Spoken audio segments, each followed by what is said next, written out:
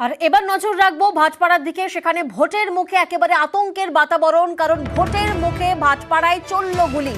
ভাটপাড়ার 17 নম্বর ওয়ার্ডে যুবককে গুলি মারা হয়, গলায় গুলি লাগে পিন্টু চৌহানের।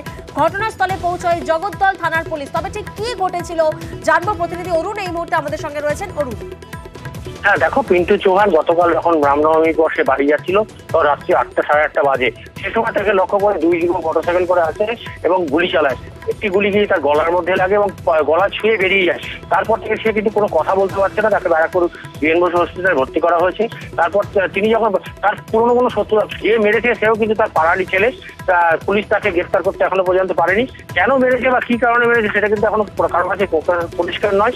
ঘটনাস্থলে খবর পেয়ে তৃণমূলের যিনি প্রার্থী আছেন পার্থ ভৌমিক সেখানে আসেন এবং তিনি দাবি করেন যে সে তাদের কর্মী। অপরদিকে এই নিয়ে রাজনৈতিক চর্চা শুরু হয়েছে। অপরদিকে অর্জুন সিং বলেন যে নটোরিয়াস ক্রিমিনালদের সঙ্গে মিশত এবং জুট মিলে চাকরি করতো, এর পিছনে অন্য কোনো ব্যাপার আছে, আমার উপর চাপাতে চাইছে। এই নিয়ে কিন্তু চাপানো শুরু হলো। যে গুলি করেছে তাকে কিন্তু এখনো কিন্তু পুলিশ গ্রেফতার করতে পারেনি। चार वो लड़का मिल के अपना हंसी मजाक कर रहा था 8 नंबर लाइन में। अब मजाक करते हुए मोहन का लड़का निकाल दिया, हाँ, आकर ठोक दिया। हमारा लड़का जूट मिल में नौकरी करता है। আর ভোটের মুখে এই গুলি চালনার ঘটনায় শুরু হয়েছে রাজনৈতিক চাপানুতর।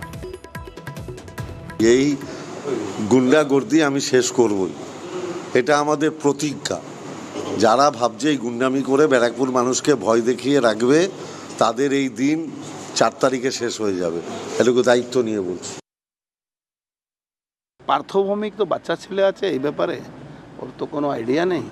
তৃণমূল কোন জায়গা নিয়ে গেছে, ও কোন জায়গা ও তৃণমূলকে পৌঁছিয়ে দিয়েছে, তৃণমূল গুন্ডাদের হাতে চলে গেছে। প্রকাশ কোন পার্টি করে কোন পার্টি না করে এর তো খাতায় লেখা আছে, পুলিশের খাতাও আছে।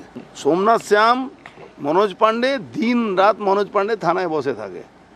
একটা থানায় জিডি লেখা হয় আর ও একটা জিডি লিখে।